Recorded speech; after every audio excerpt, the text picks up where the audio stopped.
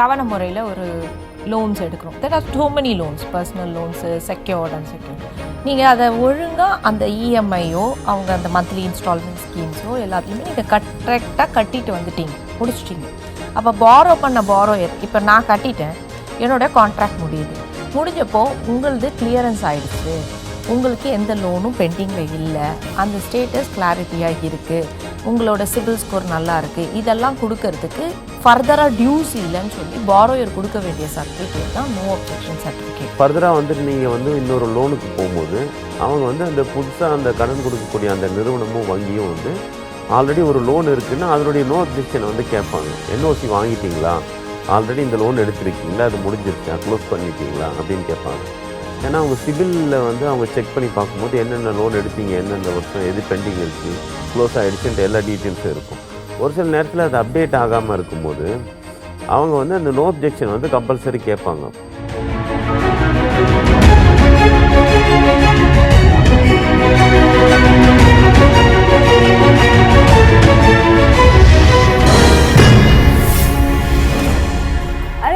வணக்கம், நான் உங்கள் நிலா. இது சட்டம் ஒரு வகுப்பறை. இன்னைக்கு நம்ம எடுத்துக்கிற டாபிக் நோ அப்ஜெக்ஷன் சர்டிஃபிகேட். அதை பற்றி நம்மளுக்கு அழகாக எடுத்து சொல்கிறதுக்காக 2 வழக்கறிஞர்கள் நம்ம கூட இணைஞ்சிருக்காங்க. First we have with this Yogeswaran sir. வணக்கம் sir. He has more than 16 years of experience in handling civil, criminal and matrimonial cases in both Madras High Court as well as in lower court. We welcome you to the show, sir. அடுத்து நம்ம கூட Geetha Priya ma'am இணைஞ்சிருக்காங்க. வணக்கம் ma'am. She has more than 21 years of experience in handling civil, criminal and matrimonial cases. அது மட்டும் இல்லாமல் ma'am ஒரு சைபர் law எக்ஸ்பர்ட்டும் கூட. Thank you ma'am. We welcome you to the show, ma'am. Ma'am, நம்ம இப்போ எபிசோடோட topic NOC, no objection certificate அப்படின்னா என்ன மேம்? நோ அப்ஜெக்ஷன் சர்டிஃபிகேட் எப்படின்னா, இப்போ நம்ம ஒரு தவணை முறையில் ஒரு லோன்ஸ் எடுக்கிறோம். There are too many loans, personal loans, secured and secured. நீங்கள் அதை ஒழுங்காக அந்த இஎம்ஐயோ அவங்க அந்த மந்த்லி இன்ஸ்டால்மெண்ட் ஸ்கீம்ஸோ எல்லாத்துலேயுமே நீங்கள் கரெக்டாக கட்டிட்டு வந்துட்டீங்க, முடிச்சிட்டிங்க. அப்போ பாரோ பண்ண பாரோயர் இப்போ நான் கட்டிட்டேன், என்னோடய கான்ட்ராக்ட் முடிஞ்சப்போ உங்களது கிளியரன்ஸ் ஆகிடுச்சு, உங்களுக்கு எந்த லோனும் பெண்டிங்கில் இல்லை, அந்த ஸ்டேட்டஸ் கிளாரிட்டியாக இருக்குது, உங்களோட சிபில் ஸ்கோர் நல்லா இருக்குது, இதெல்லாம் கொடுக்கறதுக்கு ஃபர்தராக டியூஸ் இல்லைன்னு சொல்லி பாரோயர் கொடுக்க வேண்டிய சர்டிஃபிகேட் தான் நோ அப்ஜெக்ஷன் சர்டிஃபிகேட். அந்த சர்டிஃபிகேட்டில் ஒரு சில இடத்துல பார்த்தா டிஃபால்ட் ஹோல்டர்ஸும் இருக்காங்க. செக் பவுன்ஸ் ஆகி டிஃபால்ட் ஆகிட்டே இருப்பாங்க. ஒன் டைம் செக் அலாட்மெண்ட்ஸில் செட்டில்மெண்ட்ஸ் பண்ணியிருப்பாங்க. அதாவது நான் கட்ட முடியாமல் போயிடுச்சு, அதாவது ரெகுலராக பே பண்ணி முடிக்கிறவங்களுக்கும் நோ அப்ஜெக்ஷன் சர்டிஃபிகேட். அதே மாதிரி நடுவில் கட்ட முடியாமல் போய் பக்கெட்ஸில் போயிட்டு ஒன் டைம் செட்டில்மெண்ட்டுக்கு தான் போகும். நீங்கள் பக்கெட்ஸ் போயிட்டாலே, என்பிஏ ஆயிட்டாலே நீங்கள் அங்கே தான் போவீங்க.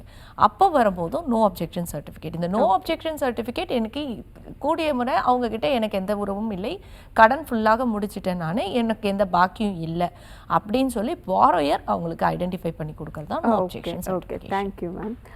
சார், இப்போ மேம் இந்த பேங்கிங், இந்த மணி, அந்த ஆஸ்பெக்டில் நோ அப்ஜெக்ஷன் சர்டிஃபிகேட் பற்றி சொன்னாங்க. இந்த நோ அப்ஜெக்ஷன் சர்டிஃபிகேட் வேறு எந்த வகையில் ஒரு ரெஜிஸ்ட்ரேஷன் பர்பஸ்லையோ இல்லை வேறு எந்த வகையில் கோர்ட்ஸ்லையோ பயன்படுத்துகிறாங்க சார்? இல்லை, நோ அப்ஜெக்ஷன் சர்டிஃபிகேட் பொறுத்த வரைக்கும் பார்த்தீங்கன்னா இப்போ மேக்ஸிமம் அது நம்மளுடைய இப்போது டாப்பிக்கை பொறுத்த வரைக்கும் நோ அப்ஜெக்ஷன் சர்டிஃபிகேட் நம்ம சொல்கிறது பார்த்திங்கன்னா, அந்த ஒருத்தர்கிட்ட இருந்து பணம் வாங்கிட்டு அந்த வங்கி டிரான்சாக்ஷனோ இல்லைன்னா ஒரு தனிநபர் கொண்டான ஒரு நிறுவனமோ, வங்கிகளோ இல்லை தனி நிறுவனங்களோ பெற்ற கடன் தொகைக்கு திரும்ப செலுத்தின பிறகு அவங்க நோ அப்ஜெக்ஷன் கொடுக்கக்கூடிய சான்றிதழை தான் இப்போ நம்ம நோ அப்ஜெக்ஷன் சர்டிஃபிகேட்ன்ற டாப்பிக்கில் இப்போ பேசிக்கிட்டு இருக்கோம். அதை பொறுத்த வரைக்கும் அது கம்பல்சரி அந்த சம்மந்தப்பட்ட நிறுவனம் மேடம் சொன்ன மாதிரி அந்த தொகையை முழுசாக நம்ம செலுத்திய பிறகு அவங்க திரும்ப கொடுத்தாகணும். இப்போ அது ஃபர்தராக நீங்கள் இன்னொரு லோனுக்கு போகும்போது அவங்க அந்த புதுசாக அந்த கடன் கொடுக்கக்கூடிய அந்த நிறுவனமும் வங்கியும் ஆல்ரெடி ஒரு லோன் இருக்குன்னா அதனுடைய நோ அப்ஜெக்ஷனை கேட்பாங்க. என்ஓசி வாங்கிட்டீங்களா, ஆல்ரெடி இந்த லோன் எடுத்திருக்கீங்களா, அது முடிஞ்சிருச்சா, க்ளோஸ் பண்ணிட்டீங்களா அப்படின்னு கேட்பாங்க. ஏன்னா அவங்க சிபிலில் அவங்க செக் பண்ணி பார்க்கும்போது என்னென்ன லோன் எடுத்தீங்க, எந்தெந்த வருஷம், எது பெண்டிங் இருக்குது, க்ளோஸ் ஆகிடுச்சுன்ற எல்லா டீட்டெயில்ஸும் இருக்கும். ஒரு சில நேரத்தில் அது அப்டேட் ஆகாமல் இருக்கும்போது அவங்க அந்த நோ அப்ஜெக்ஷன் கம்பல்சரி கேட்பாங்க, புதுசாக நம்ம போகக்கூடிய அந்த நிறுவனம். அப்போ நம்ம பழைய நிறுவனத்துக்கிட்ட இருந்து அந்த என்ஓசின்ற நோ அப்ஜெக்ஷனை நம்ம வாங்கி கொடுத்தோணும். அந்த சம்மந்தப்பட்ட கடன் அந்த ஒப்பந்தத்தை பொறுத்த வரைக்கும் முழுமையான தொகையை நம்ம திரும்ப செலுத்திட்டோம், அவங்களுக்கும் நமக்கு எந்த விதமான ஒரு பாக்கி அமௌண்ட்டும் இல்லை அப்படின்னு சொல்லி அவங்க கொடுக்குற அந்த நிறுவனமும் வங்கியாக கொடுக்குற நோ அப்ஜெக்ஷன் சர்டிஃபிகேட்டு. இதை அவங்க கொடுக்க தவறும் பட்சத்தில் நம்ம வந்து அதை அவங்க மேலே வந்து கன்சியூமர் நுகர்வோர் நீதிமன்றத்தில் வந்து வழக்கு தாக்கல் பண்ணலாம். அந்த ஒரு சட்ட ஒரு இதுவும் நம்மக்கிட்ட இருக்குது, உரிமை நமக்கு இருக்குது. சார் இப்போ வந்து நம்ம சப்ஜெக்டே வந்து நோ அப்ஜெக்ஷன் சர்டிஃபிகேட்டை பற்றி பேசிக்கிட்டு இருக்கோம். அதில் முக்கால்வாசி இது அந்த 138ல் வந்துட்டு ரிலேட் ஆனது தான். ஸோ அதை பற்றி வந்துட்டு இப்போ ஒரு ஜட்ஜ்மெண்ட் வந்து பாஸ் ஆகிருக்கு. அது என்னென்னா வந்துட்டு அதில் ஆக்சுவலி எனக்கே வந்து கொஞ்சம் வந்து நான் படித்து பார்த்தா தான் வந்து புரிஞ்சுது. இந்த மாதிரி வந்து 20,000ங்கிறது வந்துட்டு, ஏன்னா அது வந்து சுப்ரீம் கோர்ட்டில் போயும் வந்துட்டு ஓவர் ரூல் ஆயிருக்கு. ஐ திங்க் அது மக்கள் கொஞ்சம் ஃபேக்ட்ஸ் அண்ட் ஜட்ஜ்மெண்ட் அதை கொஞ்சம் தெளிவாக எடுத்து சொல்லுங்கள் சார். அது என்ன கேஸு, அதோட ஃபேக்ட் என்ன, ஜட்ஜ்மெண்ட் எதுக்காக தெரிஞ்சுக்கணும் அப்படிங்கிறத கொஞ்சம் எடுத்து சொல்லுங்களேன் சார். கண்டிப்பாக. கேரளா உயர்நீதிமன்றத்தில் பார்த்தீங்கன்னா கேரளாவில் நடந்த ஒரு செக் பவுன்ஸ் மோசடி வழக்கு வந்து விசாரிக்கும் போது 20 அது வந்து 10 லட்ச ரூபாய்க்கு உண்டான செக் மோசடி வழக்கு. அந்த வழக்கை விசாரிக்கும் போது கேரள உயர்நீதிமன்றம் என்ன தீர்ப்பு கொடுக்குறாங்கன்னு பார்த்தீங்கன்னா, கடந்த ஆண்டு 20,000க்கு மேற்பட்ட ஒரு தொகையை வந்து இவர் கடன் கொடுத்தவர் வந்து திருப்பி செலுத்திருந்தா அதில் சொல்லியிருக்காரு. அதை வந்து ஏற்றுக்க முடியாது. ஏன்னா ஒரு வருமான வரி சட்டம் 1961 படி 20,000க்கு மேற்பட்ட ஒரு தொகையை வந்து கேஷாக கொடுக்கறது வந்து சட்டப்படி தவறு.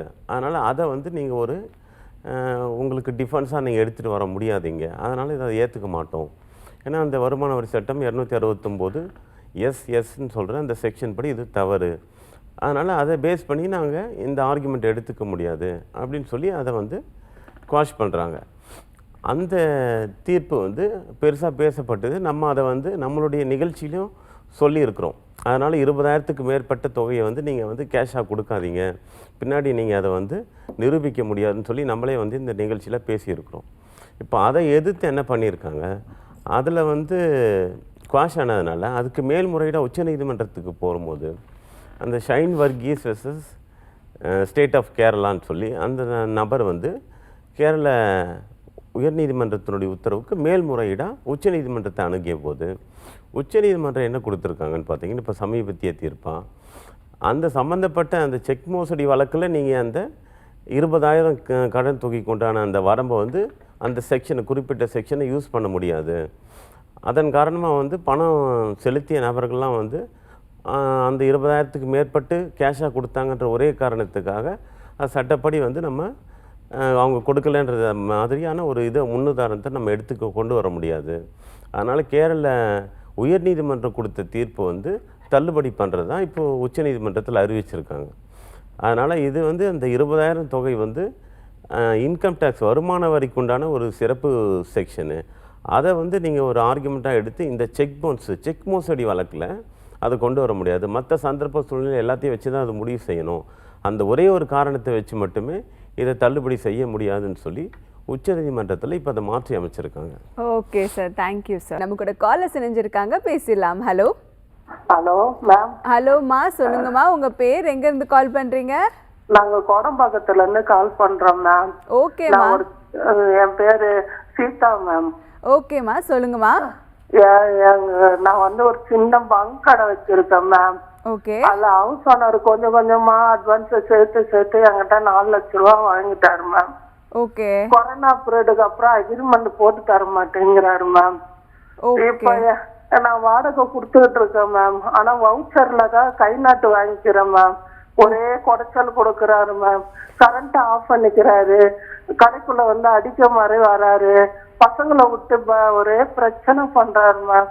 இதுக்கு என்னதான் தீர்வு மேம்? ஓகே மேம், புரியுது மேம். உங்க கேள்விக்கு வந்து நம்ம வழக்கறிஞர் எடுத்து சொல்லுவாங்க மேம். கீதா மேம். அம்மா, நீங்க எந்த இடத்துல கடை வச்சிருக்கேன்னு சொன்னீங்க? அது இது கிட்டம்மா, கோடம்பாக்கத்து கிட்ட வச்சிருக்கோம்மா. ஓ, ஓனருக்கு உங்களுக்கு ஏதாவது அக்ரிமெண்ட் இருக்காமா? ரெண்டல் அக்ரிமெண்ட் ஃபர்ஸ்ட்ல போட்டிருந்தோம் மேம். அவர் இந்த ஒரு 4 வருஷமா போட விட மாட்டேங்கிறாரு மேம். ரெனியூல் பண்ணல. நீங்க அரியர்ஸ் இல்லாம வாடகை கட்டிட்டு வரீங்களா? கட்டிட்டு வரேன் மேம். என்னைக்கு வரைக்கும்? இன்னைக்கு வரைக்கும்? இது வரைக்கும் அந்த இது கட்டிக்கிட்டு இருக்கேன் மேம். அவங்ககிட்ட கை நாட்டு வாங்கிட்டு இருக்கேன் மேம்.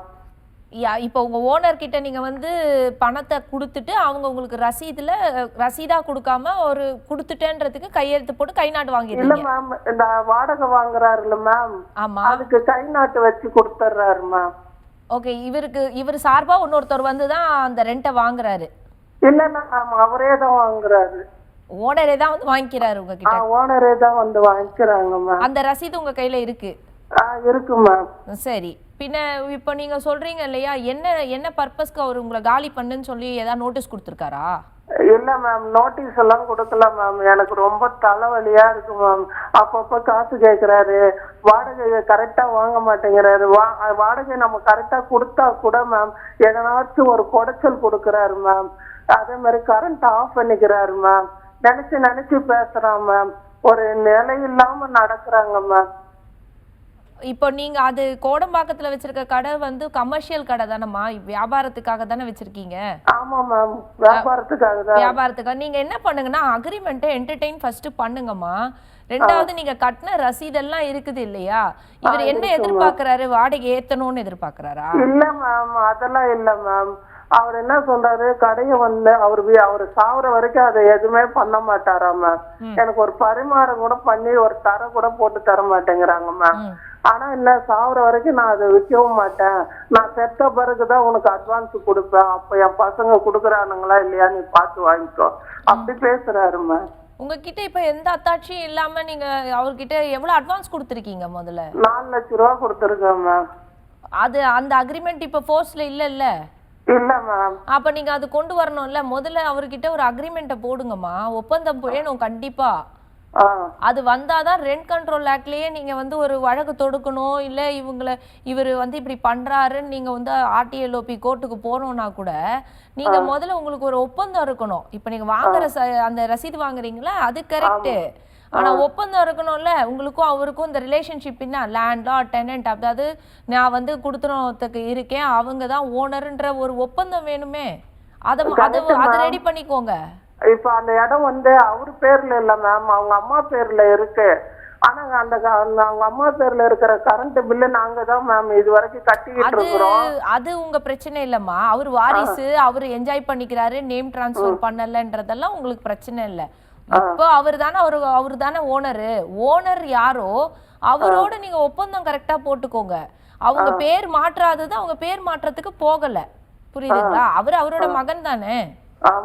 அது வேண்டாம். அது நம்ம வாடகைக்கு தான் வந்திருக்கோம், அந்த விஷயத்துக்கு போக வேண்டாம்.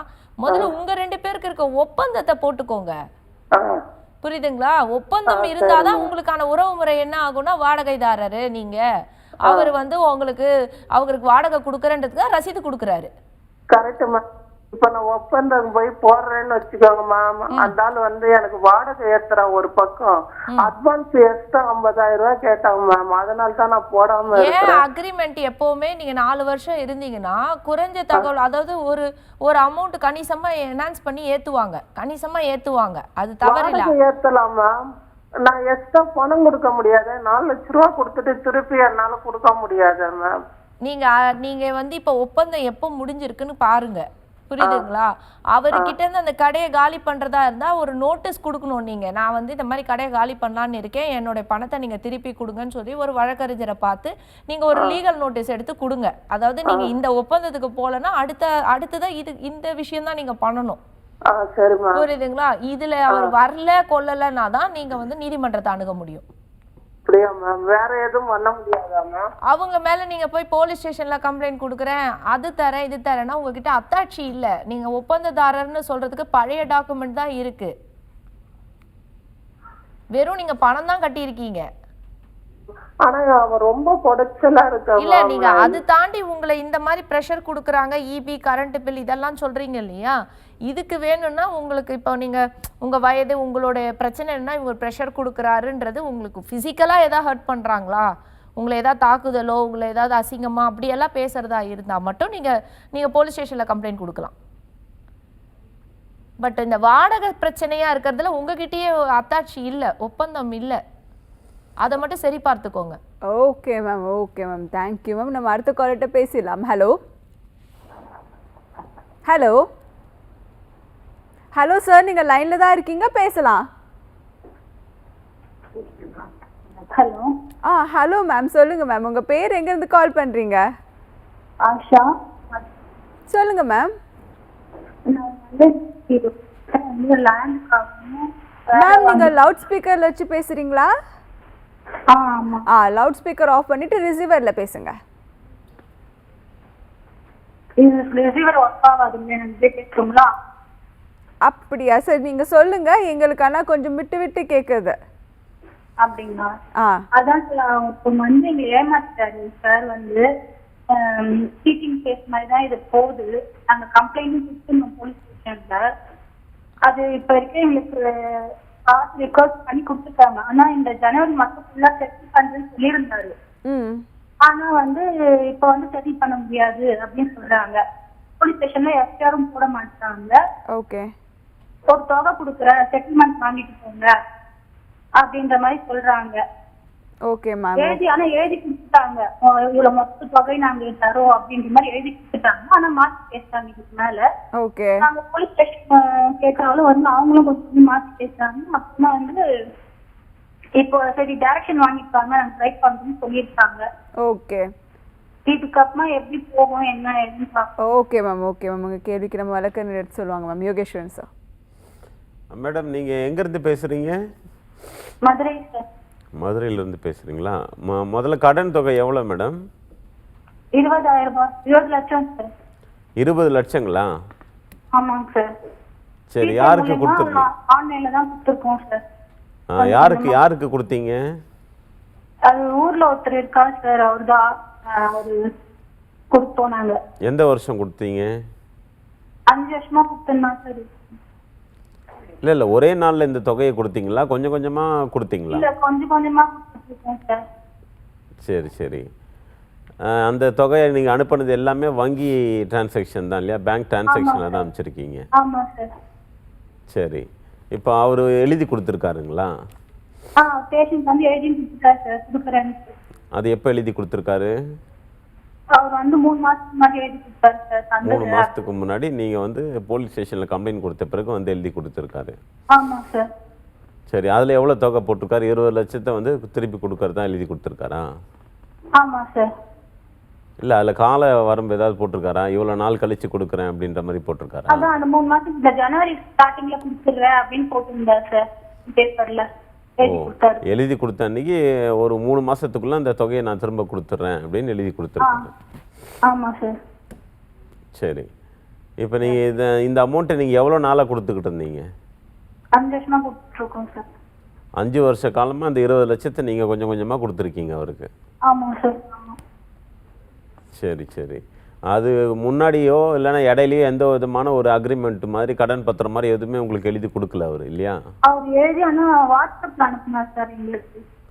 வாட்ஸ்அப் கான்வர்சேஷன் இருக்கா? கான்வர்சேஷன் இருக்கு சார். அதில் வந்து இன்னென்ன தொகை நான் கொடுக்க வேண்டியிருக்கு அதை கொடுக்குறேன்னு சொல்லி அதில் மெசேஜ் அனுப்பிச்சிருக்காரா? அப்படியே அப்புறமா அக்ரிமெண்ட் போட்டிருந்தாலும் லேண்டுக்கு அக்ரிமெண்ட் போட்டிருந்தாலும் அது அனுப்பிச்சிருக்காரு. புரியல அக்ரிமெண்ட் அனுப்பியிருக்காரு சார். இந்த மாதிரி இந்த லேண்டுக்காக போட்டிருக்கோம் அப்படின்ற மாதிரி. ஓ, ஒரு லேண்டு விற்கிறதுக்காக அந்த லேண்டை விற்று அந்த அமௌண்ட்டை வந்து வச்சு உங்களுக்கு செட்டில்மெண்ட் பண்ண போகிறதா கொடுத்துருக்காரு, சொல்லியிருக்காரு. ஆமா சார். அது அப்பா வேலை வாங்கிட்டார், நிறைய நிறைய நிறைய சொல்லி வாங்கிட்டாரு சார். ஆனா எதுவுமே திருப்பி தரல. இல்லை உங்களுக்கு ஏதாவது பண்ணி தரதா சொல்லி அமௌண்ட் வாங்கினாரா இல்லை உங்ககிட்ட கடனாக வாங்கினாரா? கடனா வாங்கல சார், பண்ணி தரேன்னா சொல்லி வாங்கியிருக்காரு. அப்படிங்களா? என்னென்ன காரணத்துக்காக சொல்லி வாங்கியிருக்காரு? அதான் இடம் வாங்கி தரேன்னு சொல்லி வாங்கியிருக்காரு சார். அப்பா வேலையில வைக்கிறேன்னு சொல்லியிருக்காரு. எங்க வீட்டு வாடகையெல்லாம் அவரே வாங்கிக்கிட்டாரு. வாடகை வந்து யாருமே வரல, வாடகைக்காரங்க வந்து வாடகை தரலன்னு சொல்லிட்டு இருக்காரு. நாங்க போய் கேட்கும்போது வாடகைக்காரர்கிட்ட பார்த்தா இவரே வாங்கிட்டு இருக்காரு எல்லாமே. ஓ, இப்போ நீங்கள் சொல்கிறத பார்த்தா ஒரு கடனாக வாங்கி ப்ராப்பராக வாங்கி கொடுக்கல, அவர் பல விஷயங்கள் வந்து உங்களுக்கு செஞ்சு கொடுக்குறதா சொல்லி மோசடியாக தான் சொல்லியிருக்காரு அப்போ உங்ககிட்ட. ஆமாம் சார், மோசடி தான் பண்ணியிருக்காரு. ஆனால் நீங்கள் இப்போ அதை வந்து அவரை நம்பி இருக்கக்கூடாதுல்ல. ஒரு விஷயத்த பண்ணி கொடுக்கலன்னா திரும்ப நீங்கள் அவர்கிட்ட திரும்ப எதுக்காக அமௌண்ட்டை வந்து அவருக்கு கொடுத்துருக்கீங்க? நம்பி கொடுத்தேன் சார். அவங்க ஃபேமிலியா தான் சார் பேசினாங்க, ஃபேமிலியா தான் இருந்தாங்க. அப்புறமா நாங்கள் போய் கேட்கும்போது நீங்கள் யாருன்னு எனக்கு தெரியாதே அப்படின்னு குடும்பமாவே நடிக்கிறாங்க சார். அவங்களும் எல்லாரும் சேர்ந்து நடிக்கிறாங்க சார், எனக்கு தெரியாது அப்படின்னு.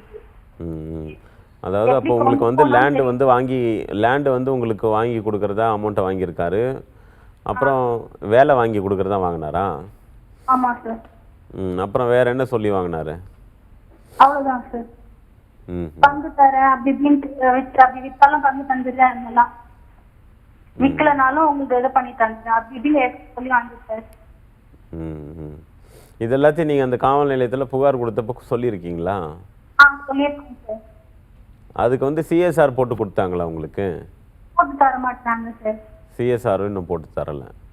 ஆனால் ரெண்டு பார்ட்டியும் கூப்பிட்டு உட்கார வச்சு பேசுனதுல இப்போ அவர் வந்து அமௌண்ட் கொடுக்கறதா எழுதி மட்டும் கொடுத்துருக்காரு, திரும்ப கொடுத்துருக்காரு. எழுதி கொடுத்துருக்காரு சார். சரி சரி சரி.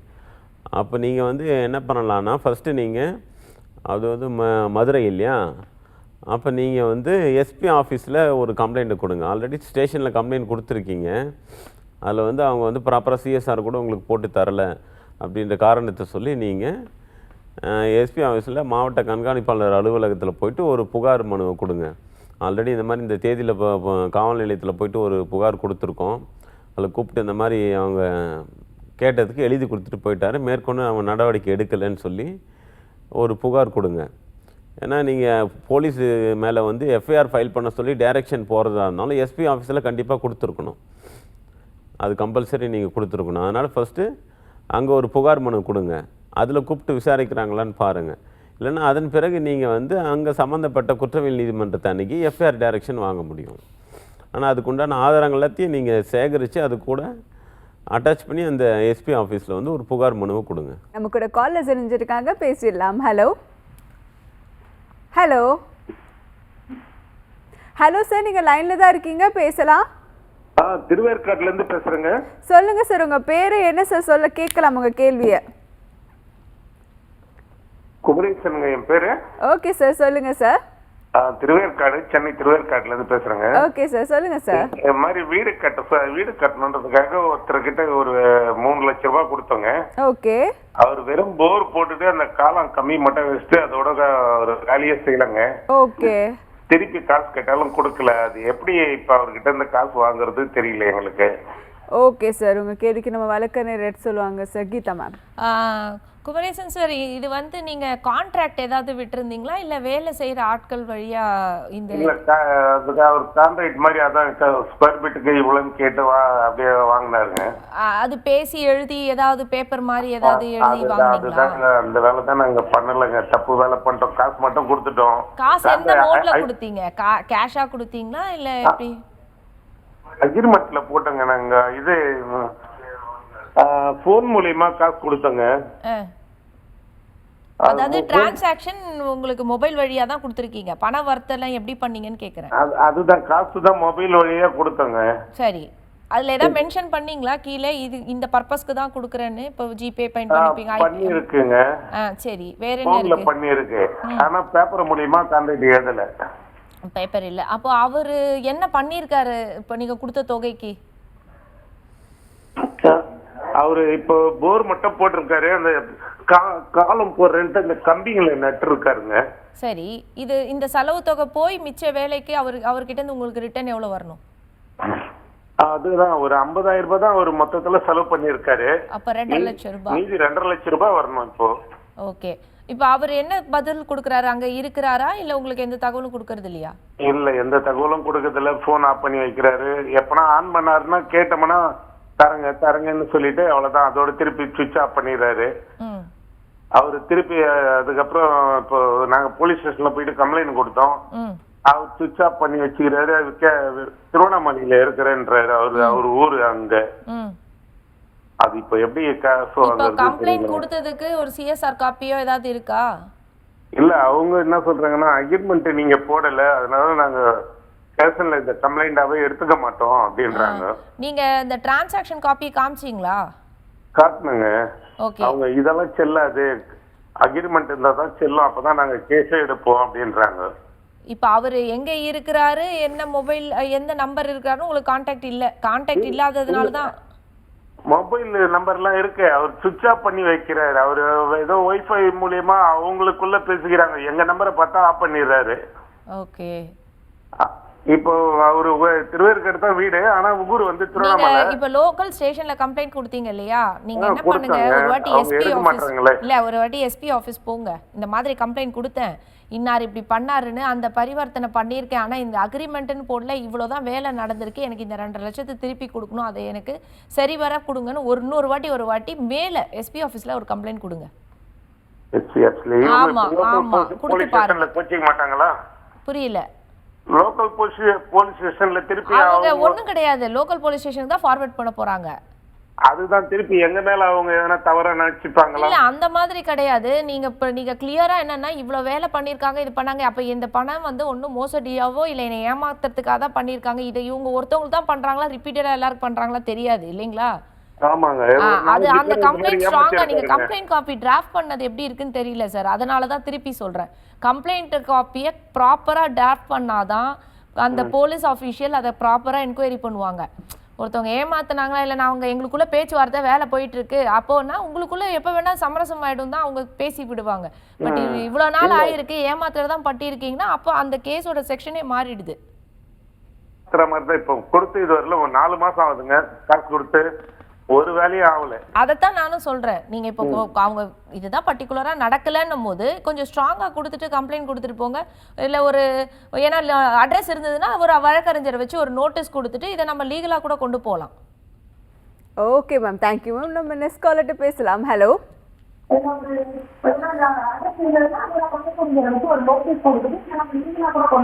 ஹலோ மேம், நீங்க பின்னாடி டிவி வால்யூம் கம்மி பண்ணிட்டு இங்க பேசலாம்.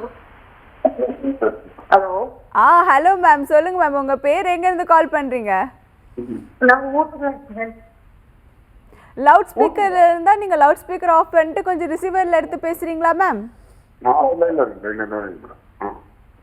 ஹலோ. சொல்லுங்க மேம். அது ஒரு சொத்து பிரச்சனைங்க. ஓகே மேம், சொல்லுங்க மேம். எங்க அம்மாங்களது வீடு இருந்துச்சு, வீடு வித்துட்டாங்க. ஓகே. என்கிட்ட சைன் எல்லாம் வாங்கினாங்க. சரி நாங்களும் போய் எல்லாம் சைன் எல்லாம் பண்ணி கொடுத்தோம். ஓகே.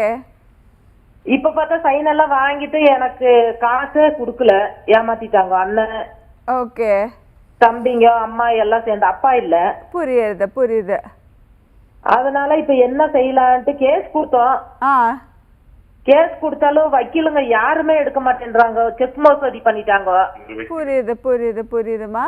ஒரு வக்கீல் போய் சொல்லி செக் அவங்க அனுப்பி புரியுது, அப்புறம் செக் பவுனஸ் ஆயிடுச்சு. அதுதான் இப்ப என்ன செய்யறதுன்னு கேக்குறேங்க மேம். ஓகே மேம், உங்க கேள்விக்கு நம்ம வழக்கறிஞர் எடுத்து சொல்லுவாங்க மேம். யோகேஸ்வரன். சரி மேடம், நீங்கள் கொஞ்சம் டீட்டெயில்ஸ் சொன்னால் தான் நம்ம என்னன்னு சொல்ல முடியும். சரிங்க சார். இப்போ நீங்கள் இது வந்து சொத்து பிரச்சனைன்னு சொன்னீங்க இல்லையா? ஆமாங்க சார். யாருடைய சொத்து இது? அது எங்க அப்பாங்களுதுங்க சார். உங்கள் ஃபாதர் தகப்பனார் பேரில் இருந்த சொத்து எங்கே இருக்குது சொத்து? அது ஊட்டிலைங்க சார். நீங்கள் எங்கே இருக்கீங்க? நாங்க இப்ப கட்டி கொடுத்தீங்க முத்தூர்ல இருக்கோங்க சார். இல்லை இல்லை, நீங்கள் சென்னை எங்கே இருக்கீங்க? சென்னையிலே வெளியே ஊட்டியில் தான் இருக்கீங்க. ஓகே. இப்போ அது வந்து உங்கள் ஃபாதர் பேரில் இருந்த சொத்து. அந்த சொத்துல வந்து பார்த்தீங்கன்னா ஆமாங்க சார், உங்களுக்கு உண்டான ஷேர் வந்து கொடுக்கலன்னு சொல்கிறீங்களா? கொடுக்கலங்க சார். சைன் எல்லாம் வாங்கினாங்க.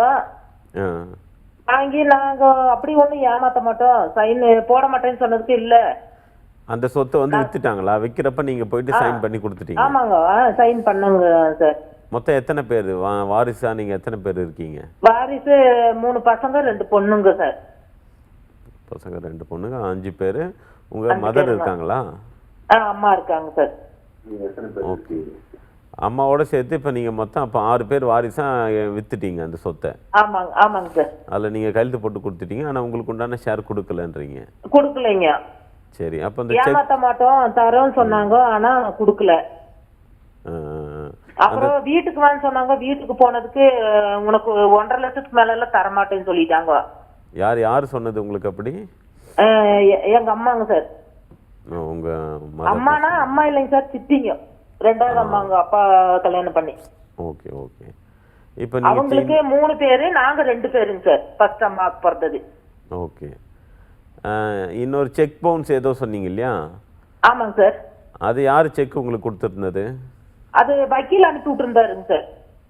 அவங்க வக்கீல் வச்சு வக்கீல் மூலமா எனக்கு அனுப்பி விட்டுருந்தாங்க. அனுப்பி விட்டுருந்தாரு. ஓகே. அது யார் வந்து கையெழுத்து போட்டு கொடுத்த செக்? யார் பேர்ல கொடுத்துருக்காங்க? வக்கீல் சார். வக்கீல் அவர் பேர்ல உங்களுக்கு ஒரு செக் கொடுத்துருக்காரா? ஆமா, செக் வந்துச்சுங்க சார் எனக்கு. அப்புறம் நான் போய் பேங்க்ல சரி விடு சண்டை வேண்டான்ட்டு போய் காசு எடுக்கலான்ட்டு போய் பார்த்தா செக் பவுன்ஸ் ஆயிட்டுக்கு சார்.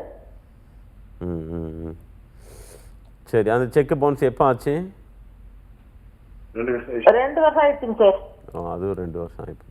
சரி சரி சரி. அது வச்சிருக்காங்க சார் எல்லாம். எந்த வக்கீல்கிட்ட போனாலும் கேஸ் எடுக்க மாட்டேன்றாங்க சார். என்ன செய்யறதுன்னு தெரியலங்க சார். ஆமா, இது பாத்தீங்கன்னா இப்போ இது வந்து உங்களுக்கு ஃபாதர் தகப்பனார் பேர்ல இருந்த சொத்து, அதுல வந்து உங்களுக்கும் ஒரு ஷேர் இருக்கு. அவர் இறந்த பிறகு அவருடைய சட்டம் முறைப்படியான அந்த லீகல் வாரிசு இருக்காங்களா, வாரிசுங்க எல்லாருக்கும் அதுல ஈக்குவல் ஷேர் இருக்கு. அதனால வந்து எல்லாரும் சேர்ந்து தான் கையெழுத்து போட்டு விற்க முடியுன்றதுனால உங்களையும் கூப்பிட்டு கையெழுத்து வாங்கியிருக்காங்க. ஆனால் அப்போ வந்து உங்களுக்கு அமௌண்ட்டு அதுக்கு உண்டான உங்களுக்கு உண்டான பங்கை மட்டும் கொடுக்கல அப்படின்றீங்க. அதுதான் உங்க புகார் இப்போ. ஆமாங்க சார். அதனால இப்போ நீங்க அதை வந்து அந்த சொத்துக்கூடிய சம்மந்தப்பட்ட அந்த நீதிமன்றத்தில் அவங்க மேலே ஒரு கேஸாக தான் நீங்கள் ஃபைல் பண்ணி ஆகணும். சிவில் கேஸாக தான் அவங்க மேலே போட்டாகணும். நீதிமன்றத்துல கொடுத்துட்டேங்க சார். நானு சமய நிதின்ட்டு கொடுத்தேங்க சார். அவரும் வக்கீல் மேல எடுக்கிறதுக்கு கொஞ்சம் பயந்துட்டாங்க சார். இல்லை, நீங்கள் வந்து வக்கீல் மேலே எடுக்கிறதுனா நீங்கள் வந்து வக்கீல் வந்து ஒரு செக்கு கொடுத்தாருன்னு சொல்கிறீங்க. அந்த செக்கை தான் நீங்கள் சொல்கிறீங்க இல்லையா? இப்போ செக்கை பொறுத்த வரைக்கும் பார்த்தீங்கன்னா அது வந்து பவுன்ஸ் ஆன 15 நாளைக்குள்ளே நீங்கள் நோட்டீஸ் அனுப்பணும். திரும்ப ஒரு 15 நாள் டைம் கழிச்சு நீங்கள் 30 நாளைக்குள்ளே கோர்ட்டில் ஃபைல் பண்ணணும். இந்த இதெல்லாம் நடைமுறைலாம் இருக்குது. அதனால் இப்போது அது வேற. ஆனால் உங்களுடைய அந்த தகப்பனாருடைய சொத்தில் உங்களுக்கு உண்டான ஷேரை வந்து கொடுக்காம அவங்க ஏமாற்றிட்டாங்கன்னு சொல்கிறீங்க இல்லையா? அதுக்கு அவங்கக்கிட்டேருந்து நீங்கள் மணியை ரெக்கவரி பண்ணுறதுக்கு உண்டான சிவில் கேஸாக இப்போ அவங்க மேலே நீங்கள் வந்து ஃபைல் பண்ணி ஆகணும். அதுக்கு அந்த நீதிமன்றத்தில் நீங்கள் ஒரு வந்து சிவில் கேஸை வந்து நீங்கள் தாக்கல் பண்ணலாம். Okay sir, thank you sir. நீ கால் பண்ண ஒரு நேர்களுக்கும் வந்து ரொம்ப தெளிவாக எக்ஸ்பிளைன் பண்ணுங்க sir. Thank you so much sir. And thank you so much ma'am. நம்ம தொடர்ந்து நாளைக்கு பார்ப்போம். Until then this is Nila signing off. இது சட்டம் ஒரு வகுப்பறை.